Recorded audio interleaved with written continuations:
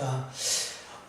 조금 지나갔으니까 한 3주 전에 배웠던 거 잠깐만 정리하고 이어서 두 번째 시간을 갖겠습니다. 여기 보면요, 제가 첫 시간에 창세기의 구조에 대해서 말씀을 드렸습니다.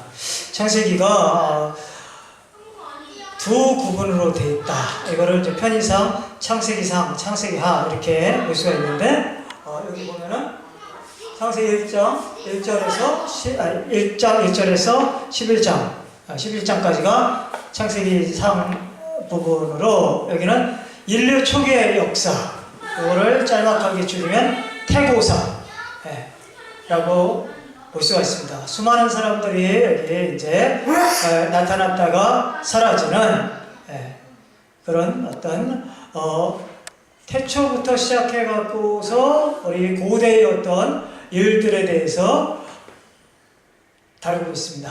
그 다음에 12장에서 50장까지, 여기가 창세기 후반부 하에 해당되는데, 여기는 족장들의 역사, 아브라함으로부터 시작해갖고 요셉의 얘기까지 족장들에 대한 이야기, 이렇게 다루고 있는데, 그래서 창세기 이제 상부분을 이제 우리가 살펴보고 있는데, 창세기 상부분을 한번 좀 더 자세하게 한번 간략하게 다루면서 그 내용을 한번 들어가 보겠습니다.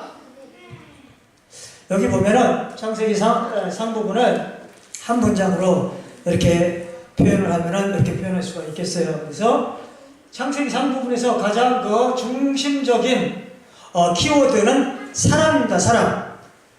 창조의 꽃은 하나님의 형상인 인간, 사람이거든요. 그래서 하나님의 꽃인 그 하나님의 형상인 인간을, 사람을 창조했다. 그런데 이 사람이 타락을 해갖고 홍수로 심판하고 분산을 시킨다. 뭐 이렇게 이제 한 문장 이렇게 딱 기억을 하시면은 창세기 1장에서 11장까지를 딱 정리를 하는 거예요.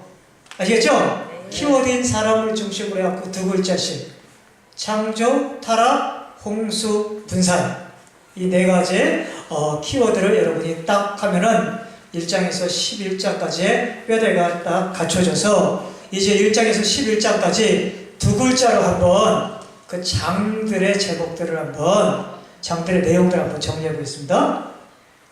자, 창조가 1장에서 2장까지, 지난번에 했죠? 그 다음에 오늘 다룰 타락 3장에서 5장까지, 그리고 다음에 다룰 홍수, 심판에 대한 이야기 6장에서 9장까지, 그 다음에 민족 이제 분산하는 얘기가 10장에서 11장까지, 이렇게 창조했더니 타락을 해서 홍수를 치고 분산을 시킨다. 기억하기 쉽죠? 네, 이렇게 해서 딱 정리를 하면 됩니다. 이것을 중심으로 해갖고 창세기 1장에서 11장까지 각 장의 제목을 한번 간단하게 정리를 해본다. 네? 두 글자씩으로만. 옛날에 사도행전 했듯이. 자, 창조, 타락, 홍수, 분산. 그래서 1장은 지난번에 뭐라고 했어요? 창조 중에서도 특히 천지 창조를 이야기해요. 그래서 두자, 천지. 그 다음에 2장은 창조 부분에 다는데 인간 창조를 좀 더 자세하게 다룬다. 그래서 2장은 인간 창조. 기억하시죠? 오늘 이제 3장에서 5장까지, 3장에서는 타락의 부분인데, 인간이 타락하는데 첫 번째 아담이 타락을 한다. 그리고 4장은 가인의 타락을 이야기하고 있어요. 그리고 5장은 아담의 족보를 얘기하고 있다. 노아까지. 아시겠죠? 그래서 아담, 가인, 족보 두 글자 이렇게 기억하시면 되고, 6장에는 타락한 인간에 대한 심판, 홍수 심판이 나오는데 6장에서는 홍수가 예고가 되고 있어요. 자, 그 다음에 7장에서는 예고된 홍수가 실행이 된다. 아시겠죠? 자, 8장은 그 홍수가 이제 끝났어. 종료. 그리고 9장은 홍수가 끝나고 언약을 맺습니다. 노아와 노아의 자손들과 하나님이 무지개 언약이라고 하는 언약을 맺어요.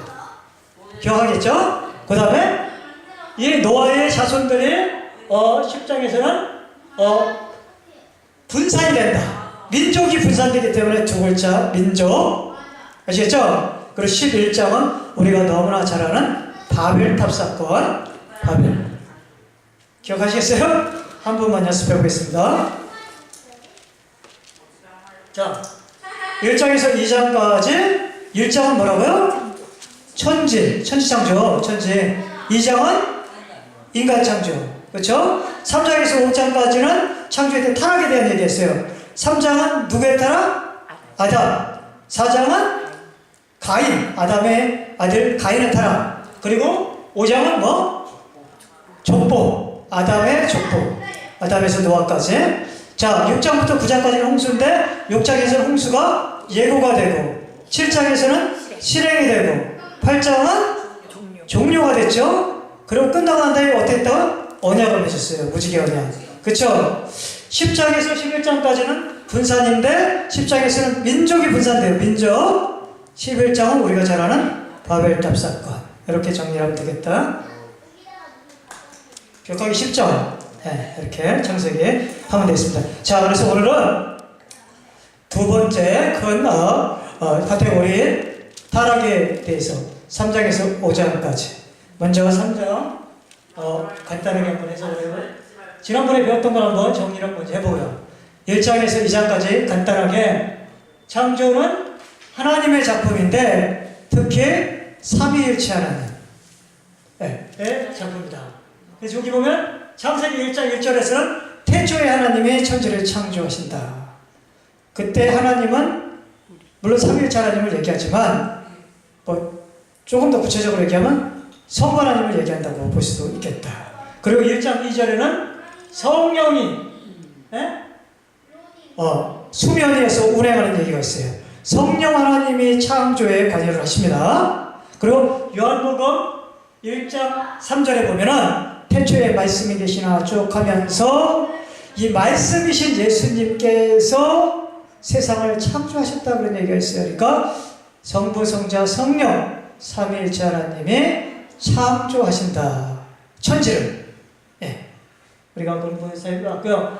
인간은 뭐라고 하죠? 인간은 하나님의 형상이다. 1장 26절 27절에 이 문맥상으로 하나님을 닮았다라고 하는데 1장에서 이렇게 문맥을 보면은 하나님의 어떤 부분을 특히 이야기하고 있냐? 왕으로서 통치하는 하나님, 자연 만물을 하나님의 위임 통치를 받아서 다스리고 그것을 보존하고 이런 부분을 하나님의 형상이다 이야기할 수 있다. 자, 그 다음에 3번 하나님과 사람과 피조물 사이에는 창조자와 피조물 사이에는 질서가 있다. 위아래가 있다. 그래서 피조물은 창조주를 섬기고 창조주에게 의존을 해야 된다. 이것이 자연 만물 하나님께서 정해놓은 어떤 법칙과 같은 것이다. 이런 얘기를 창세기 1장을 통해서 우리가 엿볼 수 있고요. 2장에서는 인간을 창조하는 시에 하나님께서 세 가지 제도를 만들었다. 처음에는 안식일, 두 번째는 노동의 제도, 에덴 동산에서 관리하는, 세 번째는 아담이 홀로 독초하는 것을 보고 하나님께서 아담의 갈비뼈로 하와를 만드시고 결혼을 시키는 세 가지 제도를 하나님께서 만든. 지난번에 우리가 살펴봤던 가장 중요한 내용을 한번 정리해봤습니다. 오늘은 3장에서 5장까지. 자, 3장 몇 가지 여기 핵심 키워드를 한번 산책이니까요. 한번 봅니다.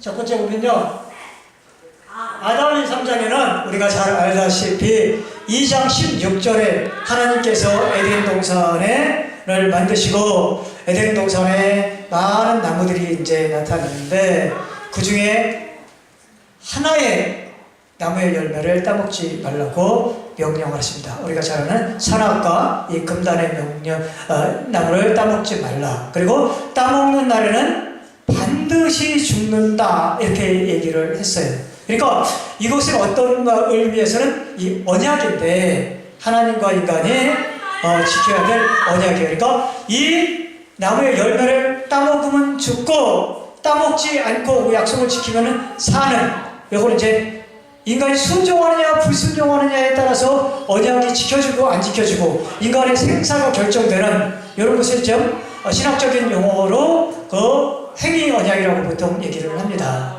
근데 안타깝게도 아담과 하와는 이 언약을 어기고 뱀의 유혹을 받아서 결국은 이 나무의 열매, 금단의 열매를 따먹고 결국은 타락을 하게, 타락. 예. 그래서 세상에 죄가 들어와요, 죄가. 예? 근데 우리가 죄라고 하는 것은 죄의 근본, 죄의 가장 밑바탕 그 본질은 뭐냐?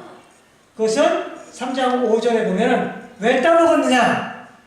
이걸 따먹으면은 인간이 하나님 될 것 같다. 그런 얘기가 나오고 있어요. 그러니까 죄의 본질은 뭐냐? 결국은 인간이 피조물이 창조주가 되려고 하는 것이 죄의 가장 큰 본질이에요.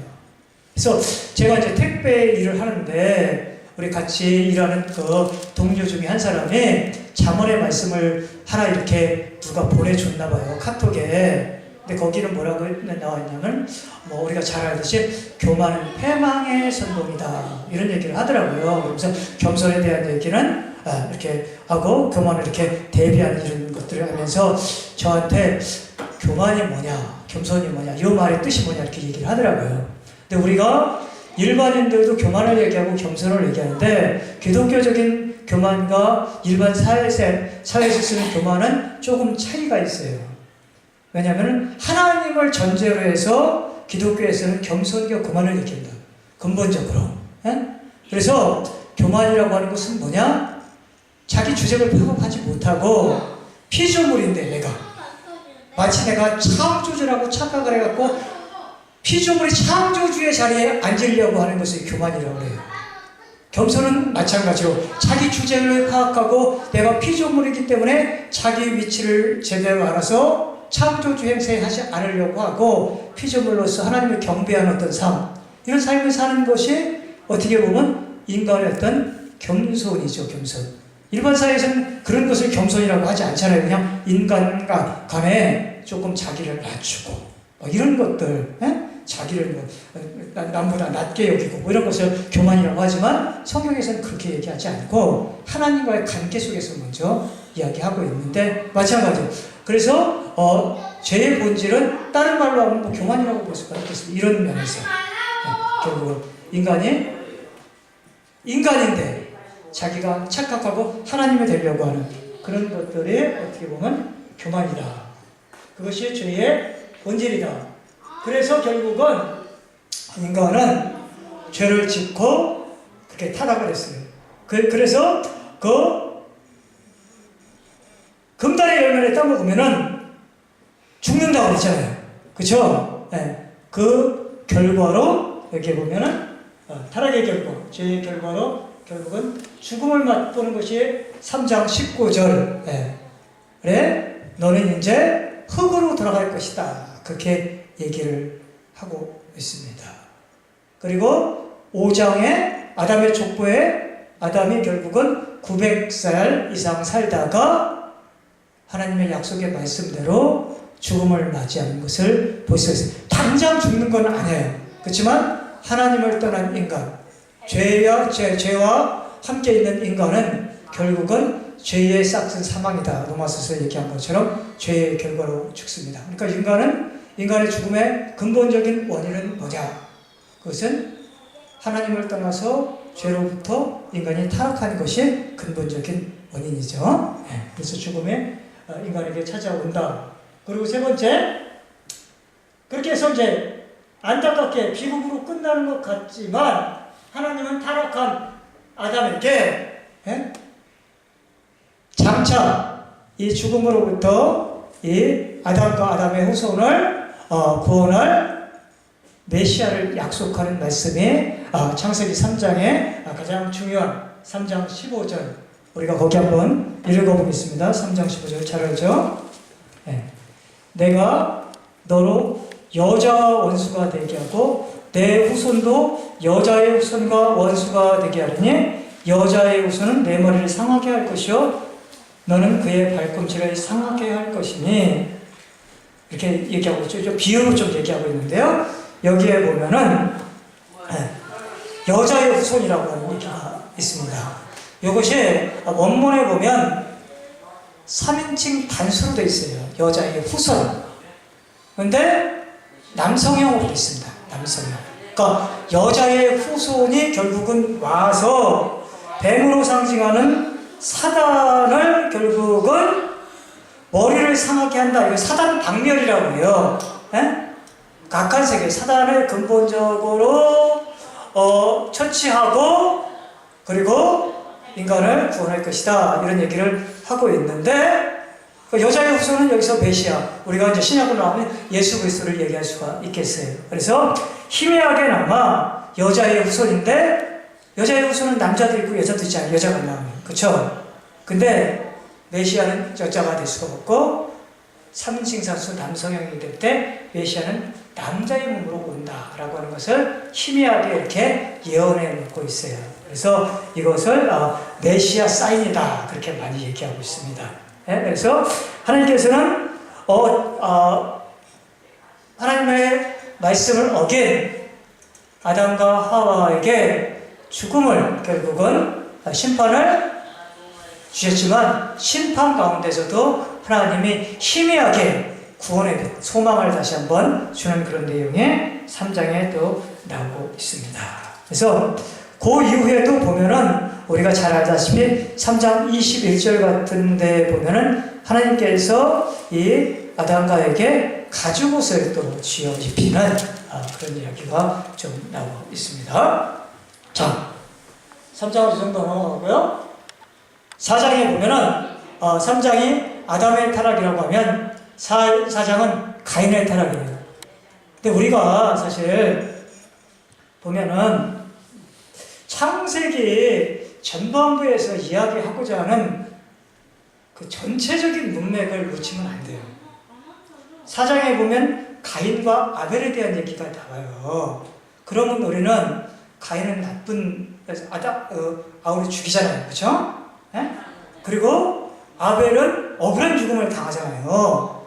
그러니까 어떻게 보면은 아벨의 초점을 많이 맞출 수가 있는데, 창세기 전반부에서 계속 얘기하고자 하는 핵심은 뭐냐면은 하나님을 떠나서 타락한 인간, 그래서 죄가 세상에 들어오면서 죄가 미치는 이 안 좋은 영향이 얼마나 파괴적인가, 그것을 보여주고자 하는 것이 창세기 전반부에서 창세기 저자가 이야기하고 싶은 거예요.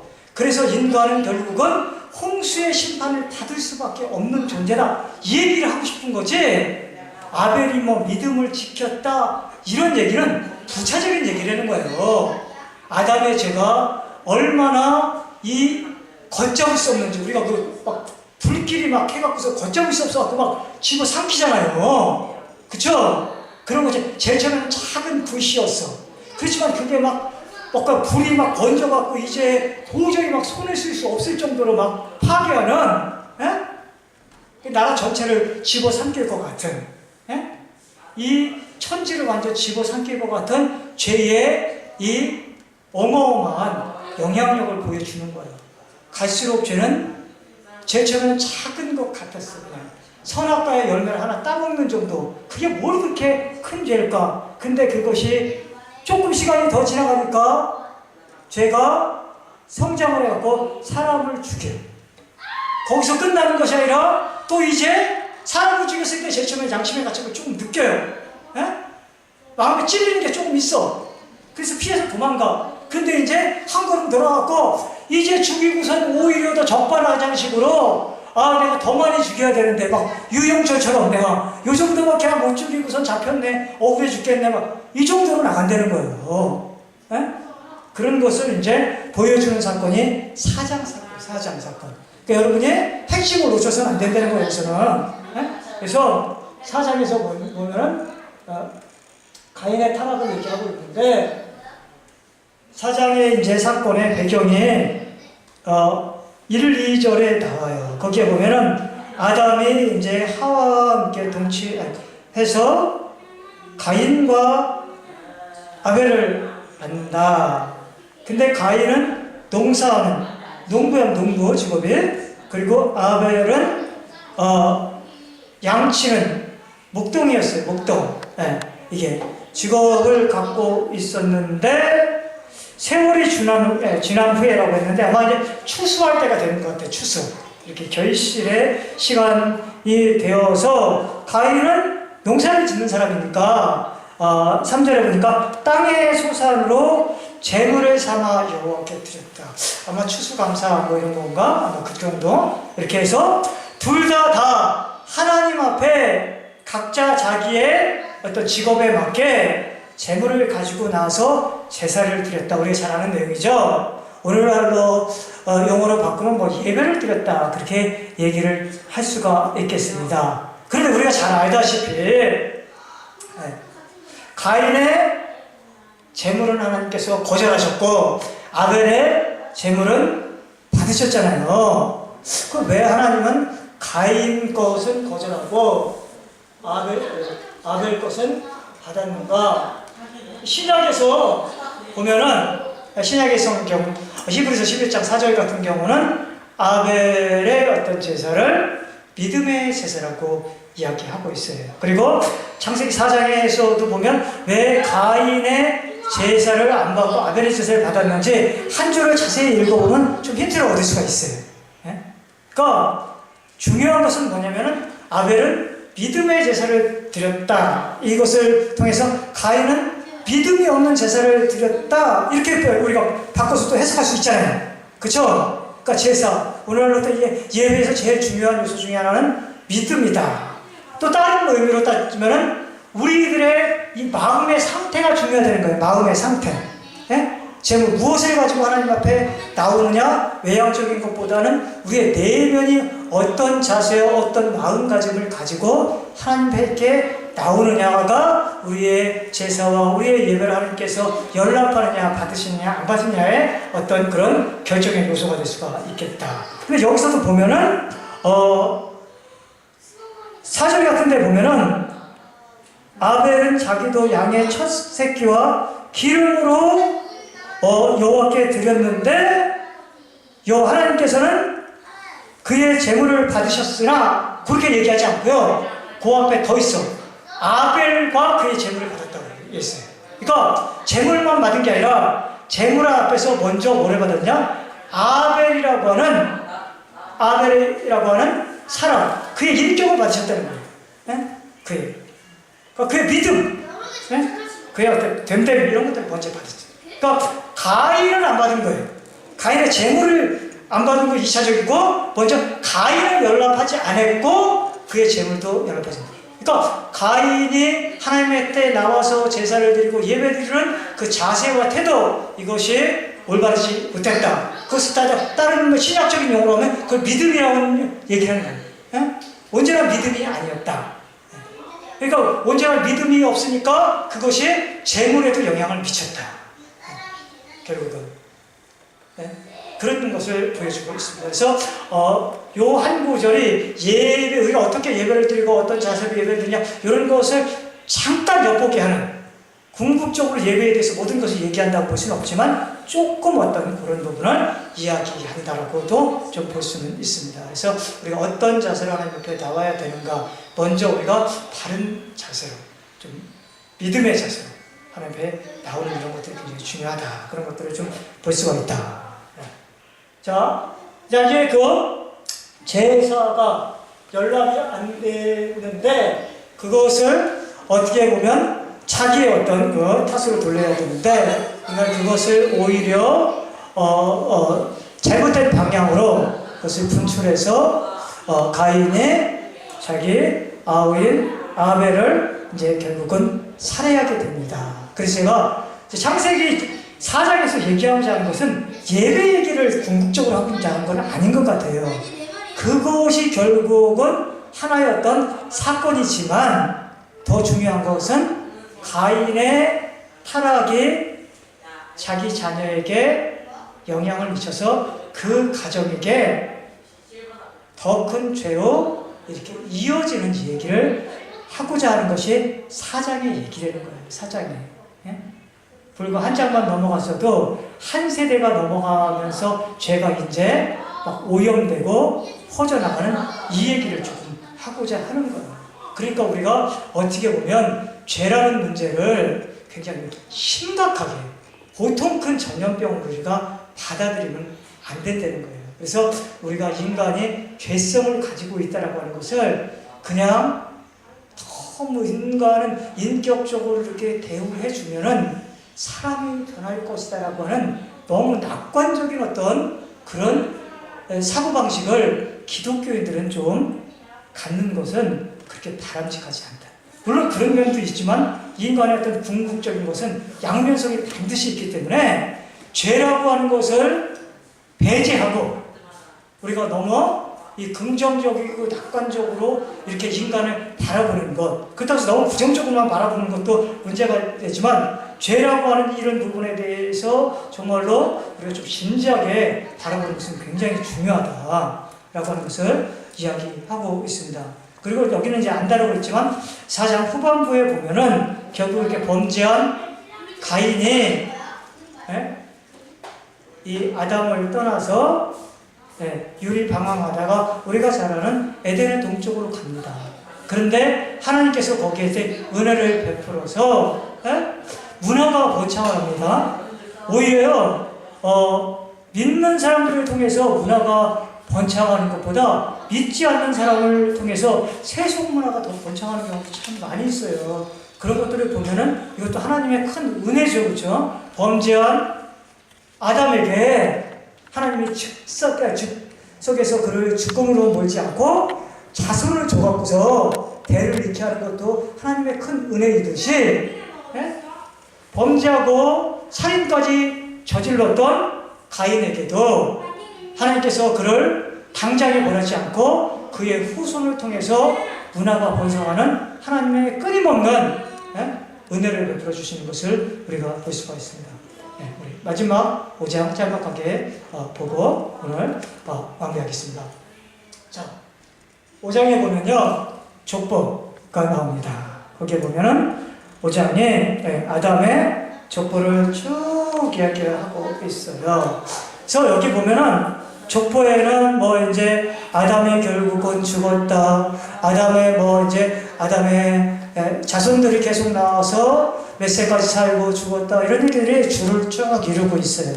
근데 여기서 첫 번째는 우리가 아까도 설명했듯이 첫사람 아담이 아벨이 죽고 난 다음에 하나님의 은혜로 또 셋을 얻게 돼요. 가인은 이제 어떻게 보면은 이제 아담의 아들이지만 범죄하고 이제 떨어져 나갔어요. 그러니까 셋을 통해서 하나님께서 계속 이제 이 아까 얘기한 여자의 후손까지 갈 수 있게 그 통로를 계속 연결시켜 주는 건데 어쨌거나 아담은 창세기 5장 5절에 보면 셋을 낳고 800년 후에 죽음을 맞이하게 된다. 그러니까 이것은 무엇을 얘기하고 있느냐? 그러니까 결국은 하나님의 말씀은 이루어지게 되어 있다. 이런 얘기를 하고 있습니다. 한 1000년이 가까이 살았지만 결국은 죽을 수밖에 없는 정말이지만 안타깝잖아요. 첫사람 하나님의 형상이다. 이렇게 얘기했는데 죽음으로 결국 흙으로 돌아가는 인간의 그 서글픈 인생 여기에 보여주고 있고요. 그 다음에 이 5장의 족보에서 우리가 한 가지 좀 주목할 것은 뭐냐면 우리가 잘 아는 에녹에 대한 이야기가 나오고 있습니다. 한 서너 절이 이렇게 나오는데 거기에 보면 에녹이 365년 동안 살아요. 그런데 65세 때 구약에서 가장 오래 살았던 에녹의 아들 무두셀라라고 합니다. 무두셀라를 낳고 300년 동안 하나님과 동행했다, 이런 얘기가 나옵니다. 근데 여기 우리가 그냥 스쳐 그냥 읽을 수도 있지만 이것은 굉장히 중요한 구절이에요, 사실. 왜냐면은 아까 우리 목사님도 기회가 되면 히브리어를 한번 배워보고 싶다, 그런 말씀을 했잖아요. 이런 건 이제 히브리어의 도움이 필요한 거예요. 이 무두셀라라고 하는 이름 자체가, 이 히브리어 무두셀라, 두 글자가 합쳐진 거, 무두셀라. 무두라고 하는 말이 무트라고 하는 말이 있어요. 무트. 죽음이라는 말이 있거든요. 데스, 영어로 따면은. 셀라라고 하는 말은 보내다, 그런 뜻이에요. 그러니까 두 가지 말이, 이것이 어떻게 보면 앞으로 얼마 안 있어서 홍수가 올 것이라고 하는 것을 사람의 이름에 하나님께서 이